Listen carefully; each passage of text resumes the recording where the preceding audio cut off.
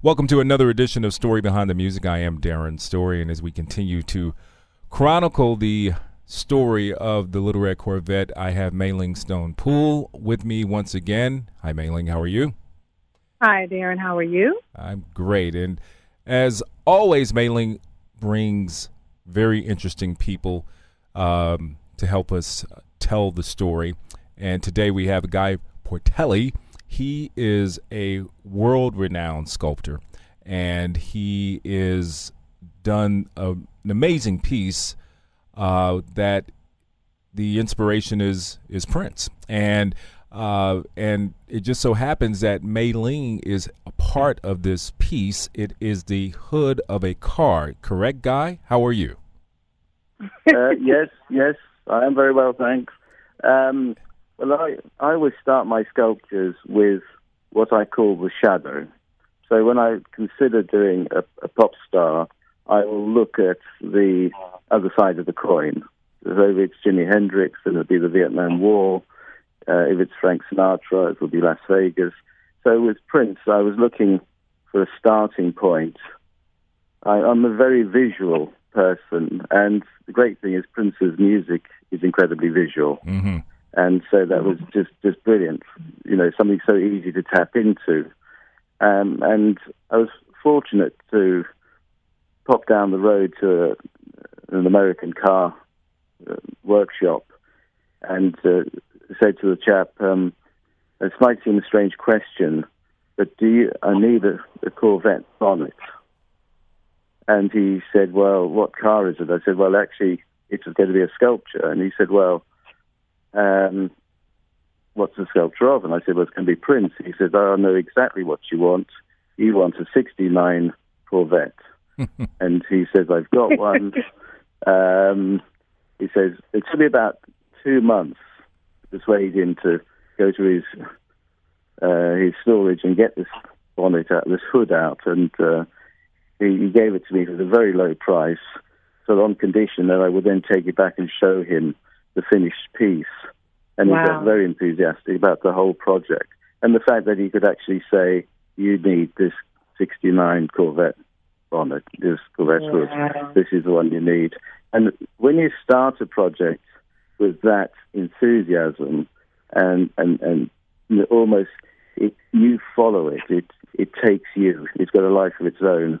And really with this project, that's what happened, because I love to create portraits where the person isn't even in there.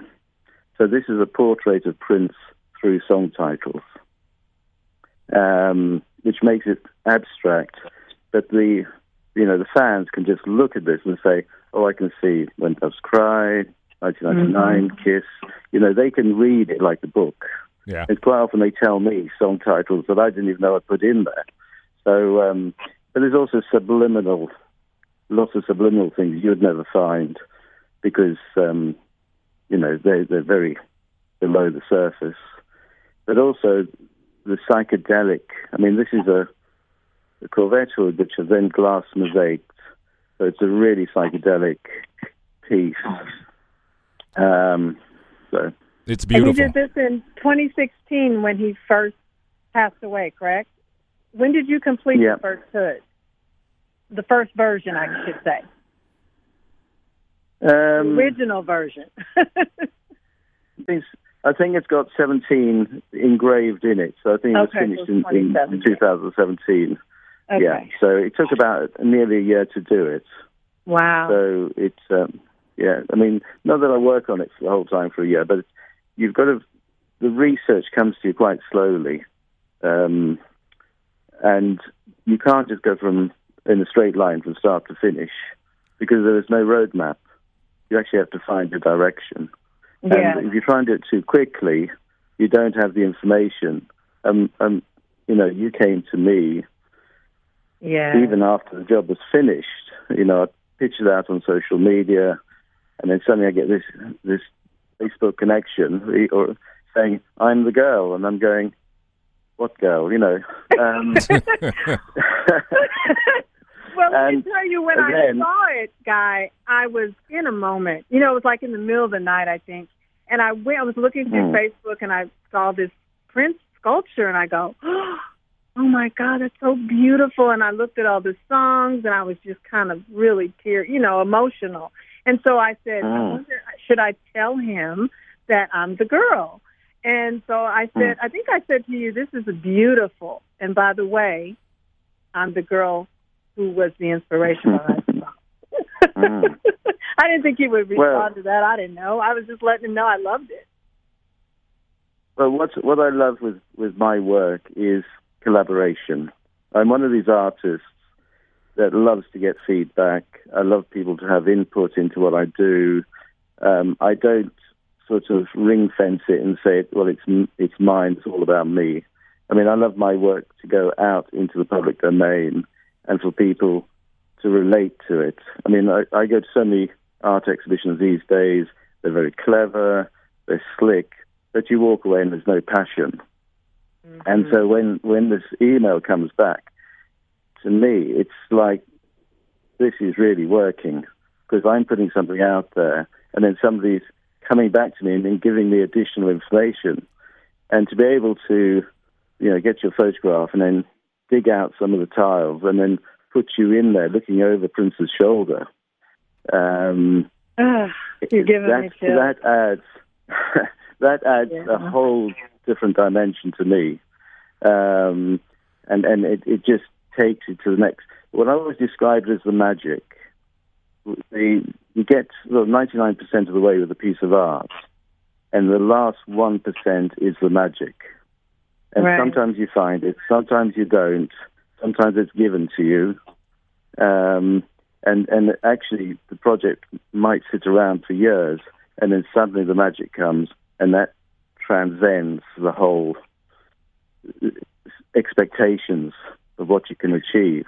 And what happens with a piece of art is you're sort of pushing it along, and then it gets bigger than you, and then you follow it. Wow. And when you follow it, you know that it's really going to be something quite special. Can I ask you a question? When I did send that to you, the response, and then I think it was a few days, 4 or 5 days, and you got back to me and you said, wow, by the way, would you mind if, I put you on a different project that I'm working on a different Corvette hood. And I said, whoa, I wasn't expecting that. And I said, well, sure, I'd be honored. But then you actually took the time, Guy, to take out a piece of work that you already did and put me in it. I was just like blown away. I literally was. And how did you even know I was, anyone could have told you that. How did you research me? What did you do? No, well, I suppose, firstly, I'm a very trusting person. And I think you just get an instinct for situations. I mean, you did send me a press article. I did send you a link. You sent me some press articles to say, it is me and here's a press article. Yeah. And I figured you probably hadn't forged that press article. No, I guess I didn't want you to think I was like a crazy girl. I do get quite a lot of, emails from crazy people. Don't you worry. So it does take a bit of sifting through, but I tend to believe everything until such time as I disbelieve it. So I think what happened was it took me quite a long time to adjust my vision, because I'd finished the piece of art. Mm-hmm. And then I'd sort of put you into the next folder. Well, okay, next one, I now include you. Mm-hmm. And then it took me a little while to think, well, hang on a minute. Why wait? Why don't I just dig out a corner and put you in? Because this sculpture is never going to be as good as the next one. True. Without you in it. So I had the time then to dig it. But I don't always pick up the obvious quickly. Sometimes it takes me a little while to think, hang on a minute, there's another way of doing this. But it certainly enriched the artwork. I was just letting you know how gorgeous this was, and how honored, I am that you did this for him. And then it turned into this other thing, into this 2-year friendship that we have.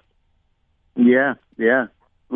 Which in a way, because we've never met each other, is sort of almost enriched because it's a very spiritual relationship, just through this one project. So what you gave to me when you came with your inside information and your knowledge of Prince was you gave me a direct link to him that wasn't there before.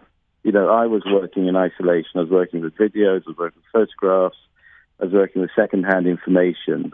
And when you came through, you gave me this direct conduit between me, you, and Prince and the sculpture.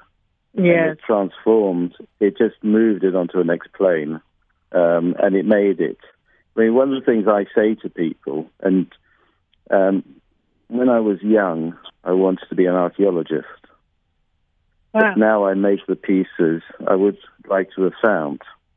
So all of my pieces that I make, if you'd broken into Tutankhamun's tomb and you found all my sculptures in there, they wouldn't look out of place. Yeah, they're timeless. They feed off 3,000 years of Egyptian art or Japanese art, or even Aztecs.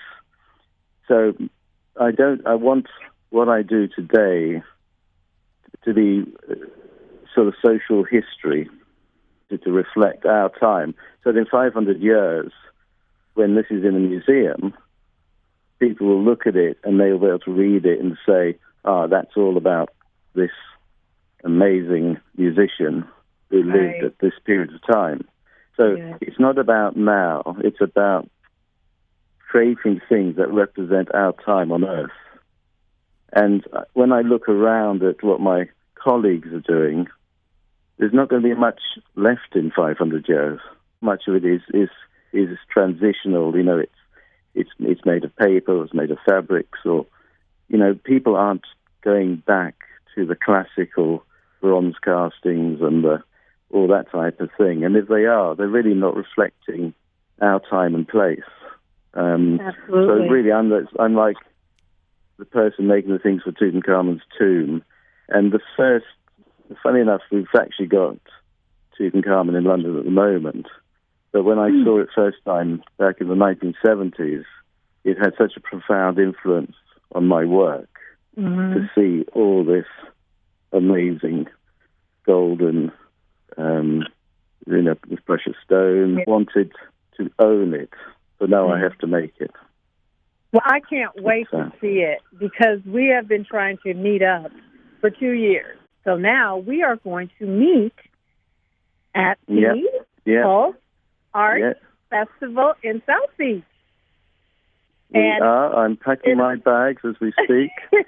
December 5th through the 8th. So anybody out there in Miami or nearby, please get your tickets and come see Guy Portelli. I will be there as well. And we will be. What are we going to do when we get there? We're going to talk about Prince, right? We're going to engage with people who will be telling us probably as much as we are telling them. Yes. About this sculpture, because what I love about what I do is that people always walk away with a big smile, and that's what makes me do what I want to do. I sent several of my friends from Facebook that live in London. Mandy went to see the project. There was several others that went to that other location that you had that was like kind of out in the country, and they took the time to do that. I don't know if you were there. I don't know if they told you they knew me, but they did, and they came back and they sent me pictures, and they said it's so beautiful, and I said I have to see this in person before he sells it or goes somewhere, and I never get to see it. I would die. So we will make the second one.